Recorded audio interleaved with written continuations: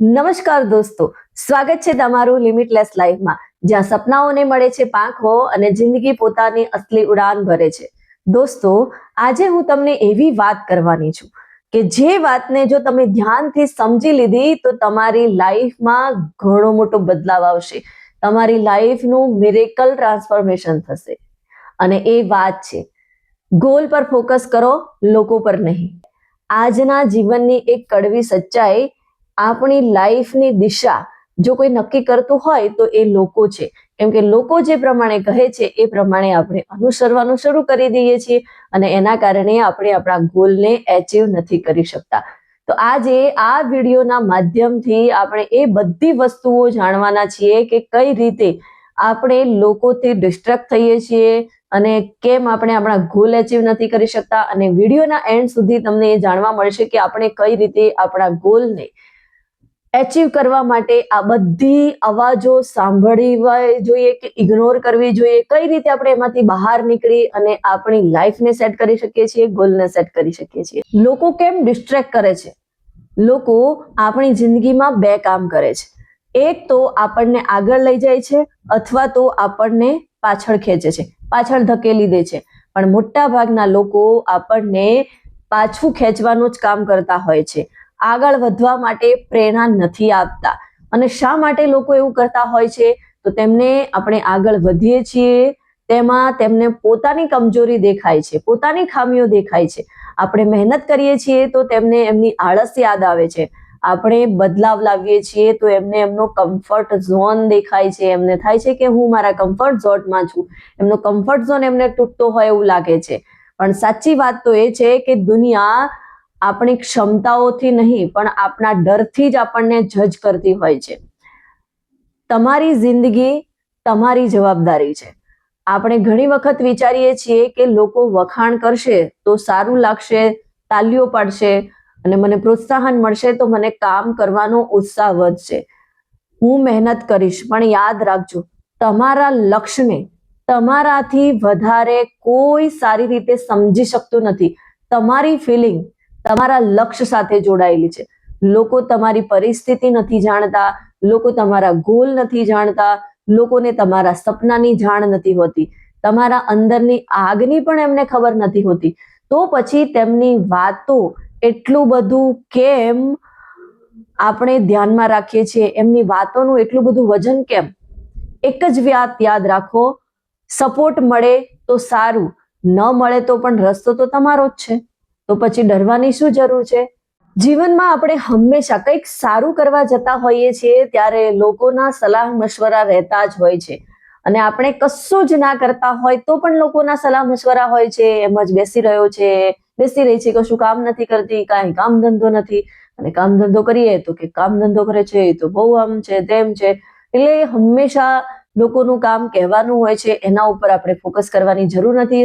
તમે બધાએ ફેમસ વાર્તા સાંભળી જ છે કે ઘોડો લઈને નીકળેલા એક યુવાન અને પિતા બંને નીકળે છે અને લોકો એમને કહે છે કે બંને કેવા મતલબ છે કે એમને પોતાને ખબર નથી કે ઘોડા ઉપર પિતાને બેસાડે છે. ત્યારે બીજા લોકો કહે છે કે કેવો બાપ કહેવાય, દીકરા આવો કુમળો દીકરો છે અને એનું નાજુક શરીર છે, એને નીચે ચલાવે છે અને પોતે ઘોડા પર બેઠો છે. ઘોડા પર પછી દીકરાને બેસાડે છે ત્યારે પાછા લોકો એવું કહે છે કે દીકરો કેવો કહેવાય, બાપ જે છે ઉંમર લાયક થઈ ગયો છે અને એને પણ ઘોડા પર નથી બેસાડતો, પોતે ઘોડા પર બેસીને મસ્તીથી ચાલે છે અને બાપને ચલાવે છે. અને જ્યારે બંને એક સાથે ઘોડા પર બેસે છે ત્યારે લોકો એમ કહે છે કે કેવા નિર્દયી કહેવાય, બંને એક સાથે ઘોડા પર ચડી બેઠા. તો જ્યારે પણ આપણે કંઈક કામ કરતા હોઈએ છીએ તો બધાની નજર અલગ અલગ હોય છે. એમનું કામ જ આપણને કશુંક ને કશુંક કહેવાનું હોય છે. તો આપણે લોકોની વાતો પર ધ્યાન ના રાખવું જોઈએ. અને એક સરસ મજાની તમને ઇન્ટરેસ્ટિંગ કહાનીની વાત કરું તો એક છોકરો ગામડાનો ગરીબ પરિવારનો, એનું ભણવાનું પણ એ પૂરું ના કરી શક્યું અને લોકો એને હંમેશા કહેતા કે તું તારી લાઈફમાં કંઈ જ નહીં કરી શકે, તારાથી કશું જ નહીં થાય, તું તો બસ ચા બનાવવા માટે જ આ જીવનમાં આવ્યો છે, તારાથી તો એ જ થઈ શકશે.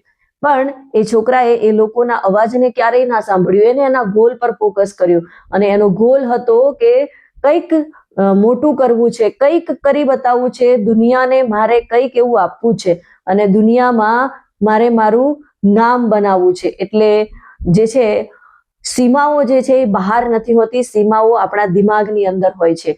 અને એ જો કોઈ હોય તો એ છે ધીરુભાઈ અંબાણી. એમણે પોતાના ગોલ ઉપર ફોકસ રાખી અને એ કરી બતાવ્યું કે એ શું કરવા માંગતા હતા. એમણે ક્યારેય એવું ના વિચાર્યું કે લોકો મને શું કહે છે, અને જો એમણે લોકો શું કહે છે એ ઉપર ધ્યાન આપ્યું હોત તો આજે આપણને આપણા દેશની નંબર 1 કંપની રિલાયન્સ ના મળી હોત, અને દુનિયાના 10 ટોપ 10 કંપનીઓમાં રિલાયન્સનું નામ ના હોત. ધીરુભાઈએ સપનું જોયું હતું, કર લો દુનિયા મુઠ્ઠી મેં, અને ખરેખર એમણે મહેનતથી અને પોતાના ગોલ ઉપર ફોકસ રાખી અને આ વાત જે છે એને પ્રૂફ કરી છે, અને એમણે એ પોતાના ગોલને એચીવ કરીને બતાવ્યું છે.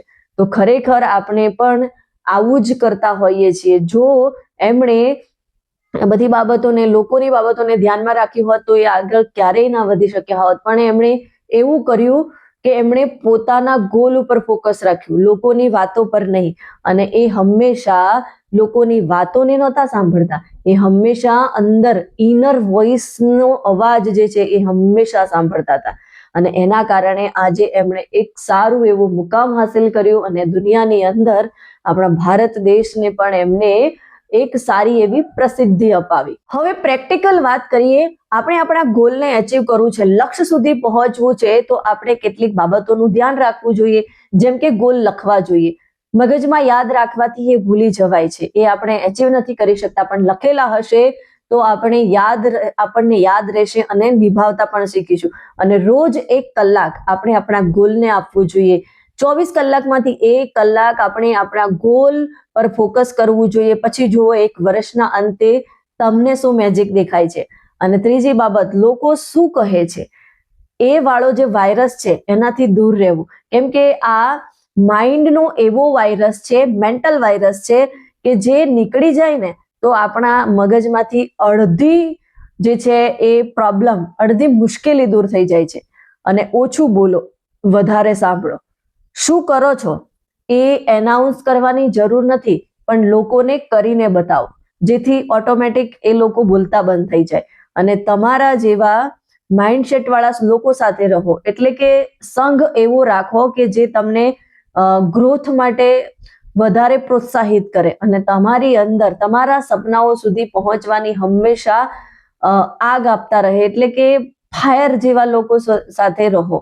એમ કહેવાનો મતલબ કે એવા લોકો સાથે રહેવું જોઈએ કે જે હંમેશા પોઝિટિવ હોય અને તમારા સપનાઓને પૂરા કરવા માટે હંમેશા તમને પુશઅપ કરતા હોય. અને કે એટલે જ તો કહેવાય છે કે જેવો સંગ એવો રંગ. એટલે આપણે એવા લોકો સાથે દોસ્તી કરવી જોઈએ કે જે હંમેશા આપણને આગળ લઈ જવા માટે પ્રેરિત કરતા હોય. હવે આ જીવનની, આ સમયની સિચ્યુએશન પ્રમાણેની એક કડવી સચ્ચાઈ સાંભળી લો કે જો તમે એવું વિચારશો કે લોકો શું કહેશે, તો એ વિચારીને તમે જે જગ્યાએ છો એ જ જગ્યાએ રહી જશો, આગળ નહીં વધી શકો.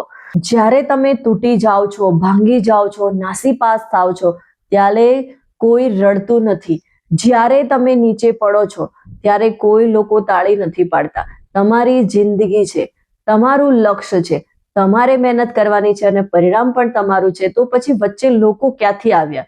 અને એટલા માટે જ મિત્રો એક વાત યાદ રાખવા જેવી છે કે લક્ષ્ય પર ફોકસ કરો, લોકો પર નહીં. કારણ કે જ્યારે તમે લક્ષ્ય પર ફોકસ કરો છો ત્યારે એ જ લોકો તમારી પાસે આવી અને સલાહ લેતા હોય છે કે તમે કેવી રીતે કર્યું, મને પણ કહો, મારે પણ આગળ વધવું છે, મારે પણ મારા સપનાઓને પૂરા કરવા છે.